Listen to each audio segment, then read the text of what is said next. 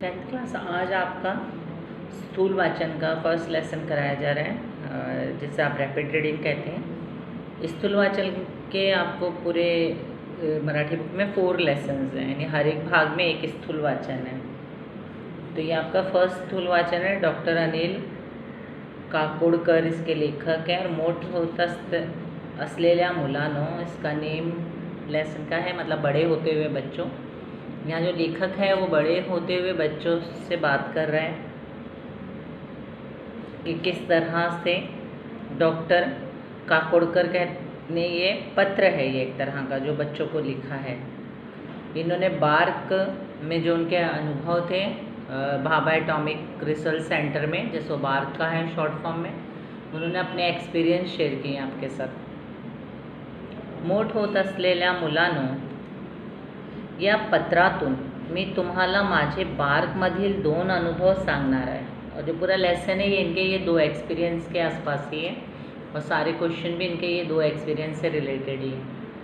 तो यहाँ पे वो कह रहे हैं कि बड़े होते हुए बच्चों, एड्रेस कर रहे हैं देश के बच्चों को, कह रहे हैं कि भाई मैं तुम्हें जो एक्सपीरियंस मैंने बार्क में किए थे, ये शॉर्ट फॉर्म है bark, BARC, Bhabha atomic research centre, वहाँ जो मैंने एक्सपीरियंस किए आज मैं आपके साथ वो 2 एक्सपीरियंस शेयर करने जा रहा हूँ, आपको बताने जा रहा हूँ। माझे हे 2 अनुभव तुम्हाला अधिक अभ्यास करून तुमच्या भूमिका निश्चय करायला मदत करतील। जो आपका स्टडी कर रहे हैं, आप स्टूडेंट हैं और आने वाले टाइम में जो आप ज़िंदगी में कुछ करना चाहते हैं, तो मेरे ये जो 2 एक्सपीरियंस हैं ये आपको आपकी हेल्प करेंगे, मदद करेंगे आपके आने वाले टाइम में, जो मैं आपको बता रहा हूँ। तर मुलांनो, आधी मी माझे 2 अनुभव सांगतो।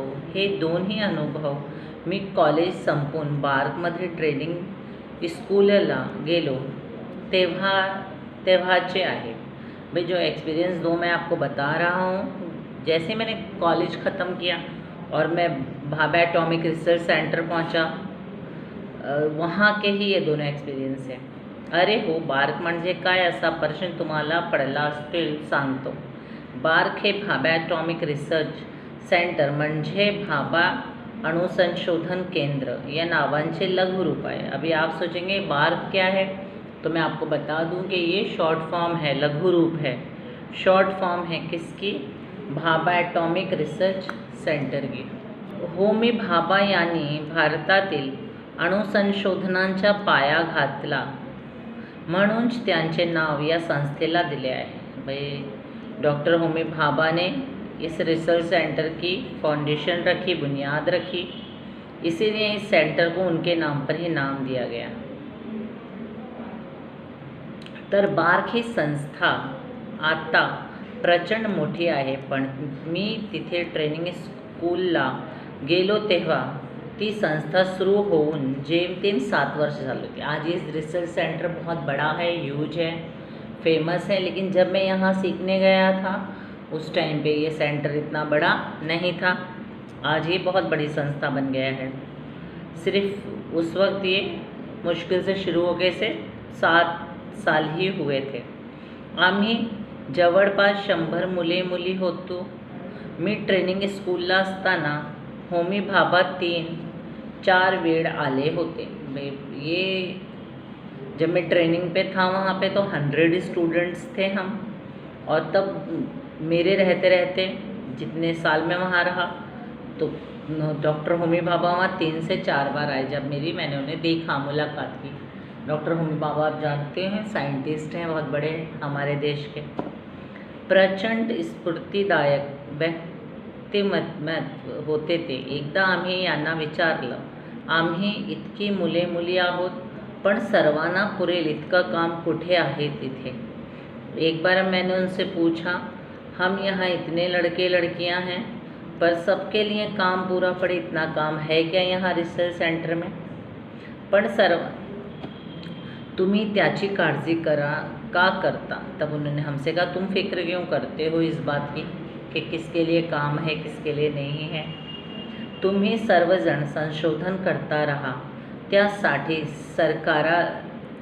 सरकाराला खर्च किती येतो याचा आत्ता विचार करू नका। भाई आप लोग सिर्फ अपनी रिसर्च करते रहिए, उसकी फ़िक्र कीजिए, संशोधन की, रिसर्च की, ना कि आप इस बात की फ़िक्र करेंगे इसको कितना खर्च आएगा, ये सब बारे में। मात्र एक करा, तुम्ही स्वतःचं काम निर्माण करा। आपण काय काम करायचे हे तुम्ही स्वतःच ठरवा। बस आप लोग एक काम करोगे, आपको क्या काम करना है ये खुद डिसाइड करो। मतलब आप वेट मत करोगे कोई आपको बताए कि आपको क्या काम करना है। अगर आप रिसर्च सेंटर में आए हैं तो अपना खुद का काम डेव्हलप करो, अपना खुद का काम ढूंढो। बॉसने सांगितले तेवढं काम करायचे आणि सांगितले नसेल तर आपल्याला कामच नाही असे समजाय, हे चूक है। जो लोग ये सोचते हैं ना हमारे बॉस ने हमें जो काम दिया बस हमें उतना ही वो काम करना है, और उसके अलावा भाई हमें अगर काम ना दिया जाए, काम ना बताया जाए तो हमें कोई काम नहीं है। जो लोग ये सोचते हैं उनकी ये सोच गलत है, चूक यानी गलत। ही प्रवृत्ति गेली पाहिजे, ये नेचर बदलना चाहिए, ये सोच बदलनी चाहिए। जो लोग ये सोच रखते हैं, जो लोग ये एटीट्यूड रखते हैं, प्रवृत्ति यानी एटीट्यूड या स्वभाव भी कह सकते हैं आप, तो ये बदलना चाहिए, चेंज होना चाहिए। भावानी सांगितलेला हा मुद्दा माझ्या मनावर कोरला गेला आणि मुलांनो स्व अनुभवाने सांगतो, एकदा हे लक्षात आले ना तर काय is the sky is the limit हा बोट धरून चालवणे किंवा दिशा दाखवणे हे पहिला 8-10 वर्षापर्यंत ठीक आहे। भाई ये बात उनकी मेरे दिल पर छप गई, जो उन्होंने ये बात कही कि अपना काम निर्माण करो, खुद का काम निर्माण करो। और क्या कहूँ कि मैं अपने अनुभव से बता रहा हूँ कि मेरे ध्यान में आया कि स्काई इज़ द लिमिट। जो लोग उंगली पकड़कर चलते हैं ये सिर्फ 8-10 साल शुरुआत के दिनों में सही होता है, यानी बॉस ने जो काम बताया कर लिया, जो कहा जाए वो काम किया, खुद से कुछ नहीं किया, बस ये स्टार्टिंग के ईयर्स में ही अच्छा होता है संशोधन केंद्र में, रिसर्च केंद्र में। लेकिन उसके बाद आपको खुद काम ढूंढना होगा। पण अंतिमत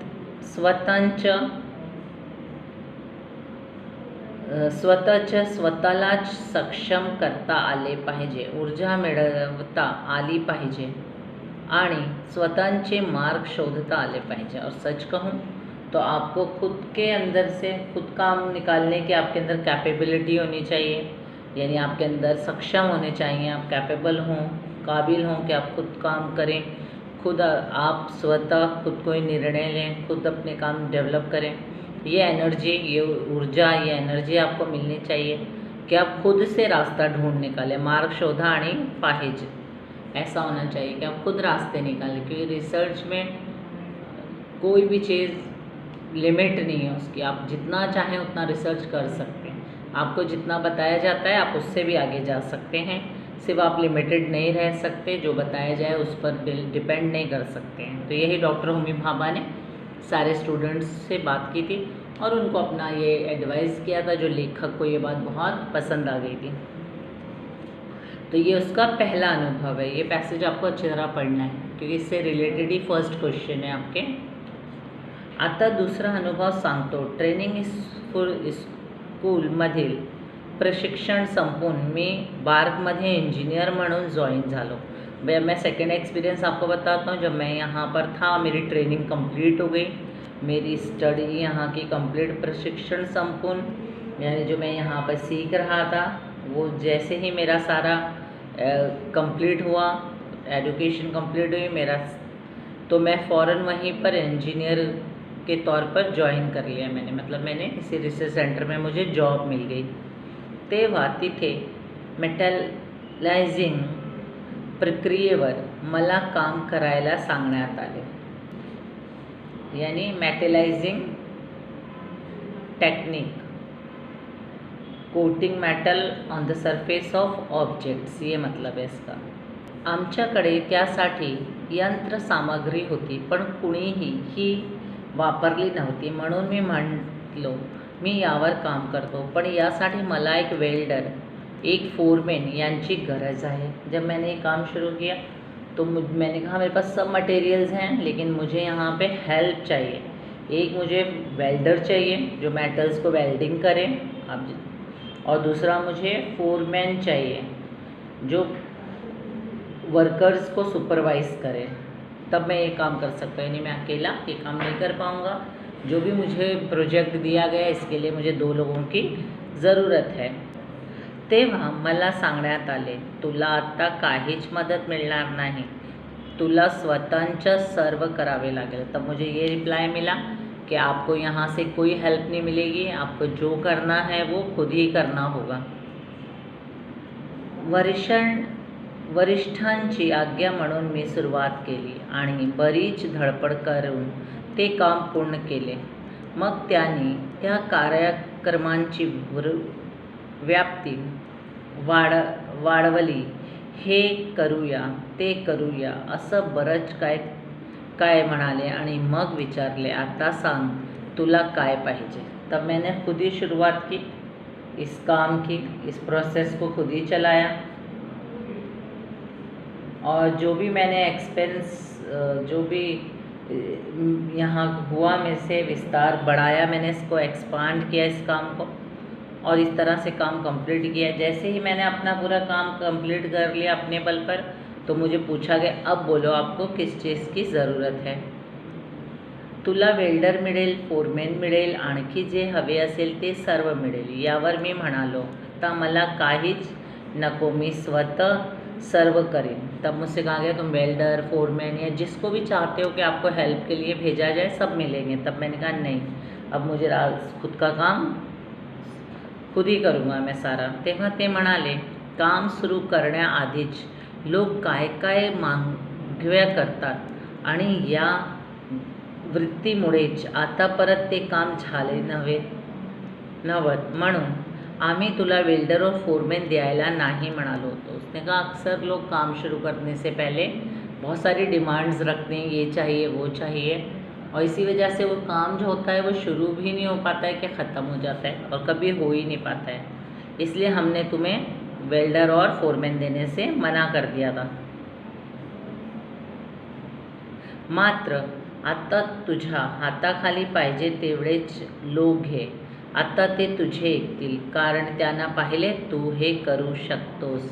आणि आता हेही लक्षात घे की एकटा माणूस जास्त काम करू शकत नाही। थोडक्यात काय तर तुम्ही करू शकता हे आधी दाखवा, और अब तुम किसी को भी अपने हाथ के नीचे काम कराओगे तो वो तुम्हारी हर बात मानेगा और काम करेगा। क्यों? क्योंकि वो जानता है कि तुम्हें सब कुछ खुद करना आता है।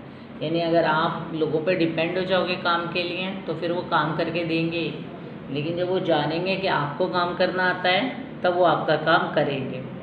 इसलिए अब तुम जितने भी लोग चाहते हो, लेखक को कहा गया कि तुम ले सकते हो और काम कर सकते हो। आपल्याला येत नसताना दुसऱ्यांना काम सांगणे योग्य नाही, हा धडा त्या दुसऱ्या अनुभवातून मी शिकलो। सेकंड मैंने लेसन ये सीखा कि भाई जो काम खुद को नहीं आता है वो पहले सीख लेना चाहिए। अगर हम खुद काम करना जानेंगे तभी हम काम करवा सकेंगे।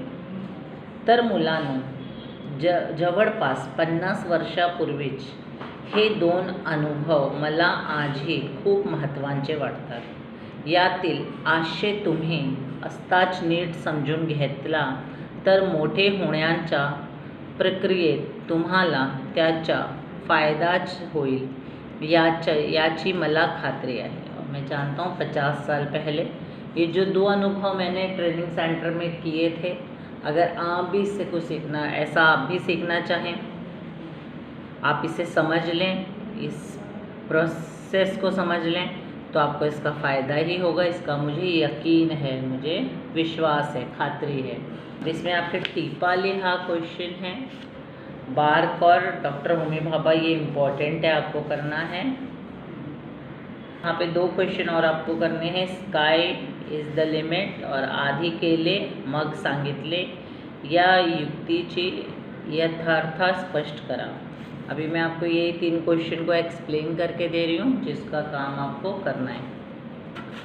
आप ये लेसन रीड करिए, बहुत इम्पॉर्टेंट है ये। रैपिड रीडिंग का क्वेश्चन आपको 6 मार्क्स का है बोर्ड एग्ज़ाम में, और आपके पास 4 लेसन्स हैं करने के लिए, और आपके 4 लेसन्स में से आपको कम से कम 3 लेसन्स अच्छी तरह करने होते हैं, जिससे आपके 6 से ये जो 8 मार्क्स हैं ये आपको मिल जाएंगे।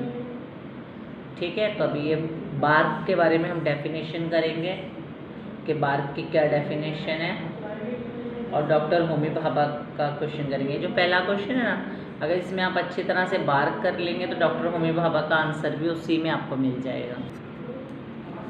ये देखिए बार्क की डेफिनेशन है, भाभा एटॉमिक रिसर्च सेंटरचे लघु रूप आहे। बार्कला मराठीत भाभा अणुसंशोधन केंद्र असे म्हणतात। तो भाभा एटॉमिक रिसर्च सेंटर की ये छोटा रूप है, और बार्क को मराठी में भाभा एटॉमिक भाभा अणुसंशोधन केंद्र कहते हैं। डॉक्टर होमी भाभा हे भारतातील थोर अणुशास्त्रज्ञ होते। डॉक्टर होमी भाभा एक बड़े सायंटिस्ट थे भारत के। त्यांनी भारतमध्ये अणुसंशोधनांचा पाया घातला। उन्होंने रिसर्च सेंटर की बुनियाद रखी, भारत में फाउंडेशन रखी। भारतातल्या अणुसंशोधनांचे होमी भाभा हे अद्वितीय होते, म्हणून त्याचे नाव अणुसंशोधन केंद्राला दिले आहे। भाई भाभा जो होमी भाभा थे ये इसके फाउंडर थे, इन्होंने बुनियाद रखी थी ऑर्गेनाइजेशन इस इंस्टीट्यूट की, इसलिए इनके नाम पर ही इस केंद्र का नाम बार्क रखा गया, Bhabha atomic research centre. BARC ही संस्था प्रचंड मोठी व नवाजलेली आहे। बार्क संस्था जो है, ये जो इंस्टीट्यूट है, ये बहुत ही फेमस है, काफ़ी नाम है उसका। ही संस्था अणु ऊर्जे संबंधित संशोधनांचे महत्वपूर्ण कार्य आस्थगतात निष्ठेने करीत आहे। ये संस्था अणु संशोधन रिसर्च का काम कर रही है आज, काफ़ी ज़माने से ये काम संस्था जो है वो कर रही है, यहाँ पे रिसर्च हो रही है। और फिर सेकेंड आपके लिए है होमी भाभा, जो डॉक्टर होमी भाभा है इनके बारे में डेफिनेशन है। इसका आधा आंसर जो आपने अभी पीछे किया है उसी में आधा आंसर आपको मिलेगा।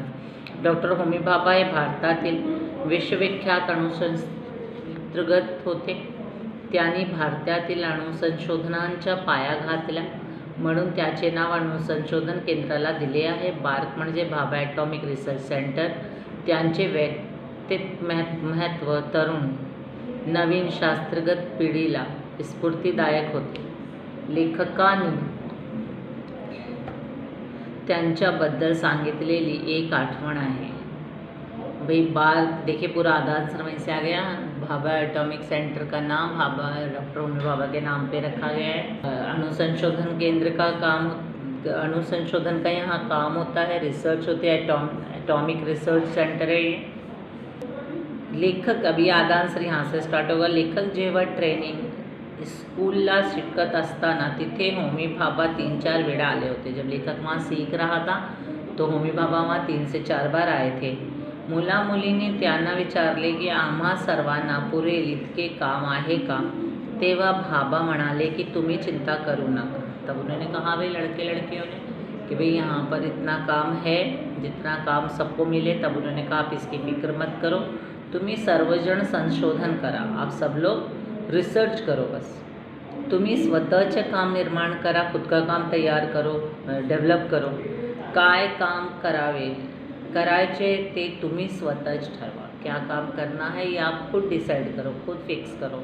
बॉसने सांगितलेले तेवढेच काम करावे ही प्रवृत्ति चुकीची आहे। ये नेचर, ये एटीट्यूड, सोच गलत है कि जितना बॉस ने कहा है बस उतना ही काम किया जाए। या उद्गारातून होमी भाभा यांच्या संशोधनांच्या बाबतीतला सकारात्मक दृष्टिकोन दिसून येते। इससे पता चलता है कि वो कितने पॉजिटिव थे काम को लेकर डॉक्टर होमी भाभा। तो स्काय इज द लिमिट ही परिस्थिती केव्हा निर्माण होऊन शकते ते मोठे होत असलेल्या मुलांना का पाठात आधारे लिहा। स्काय इज द लिमिट की कंडीशन कब बन जाती है ये आपको बताना है। डॉक्टर होमी भाभा यांच्या मते स्वतःचे काम निर्माण करणे व काय काम करावे हे स्वतःच ठरवणे हा सकारात्मक विचार प्रत्येकानं करायला हवा। भाई ये पॉजिटिव व्यू सबको रखना चाहिए। डॉक्टर होमी भाभा कहते हैं कि खुद का काम खुद निर्माण करना है, अपना काम खुद ढूंढना है कि हमें क्या रिसर्च करना है, हमें क्या तलाश करना है। तेवढेच काम करणे ही कोती प्रवृत्तियाँ हैं या चुकीची भी आप लिख सकते हैं। भाई जितना काम बॉस बता दे सिर्फ उतना काम करना, ये ख्याल, ये विचार गलत है, ये रॉन्ग एटीट्यूड है काम के लिए।